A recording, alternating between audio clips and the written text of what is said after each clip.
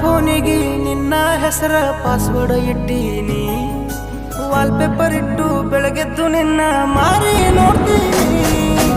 ಇನ್ಸ್ಟಾಗ್ರಾಮದಾಗ ನಿನ್ನ ID follow ಮಾಡೀನಿ, ನೀ ಆನ್ಲೈನ್ ಬಂದ್ರ ವಿಡಿಯೋ ಕಾಲ ಮಾಡೇ ಬಿಡ್ತೀನಿ. ಏ ಮುದ್ದು ಬಂಗಾರಿ ನನ್ನ ಫೋನು ಎತ್ತಮ್ಮ, ನಿನ್ನ ಒಂದಿನ ನೋಡ್ಲಿಕ್ರ ನನ್ನ ಜೀವ ಹೋದಂಗಮ್ಮ.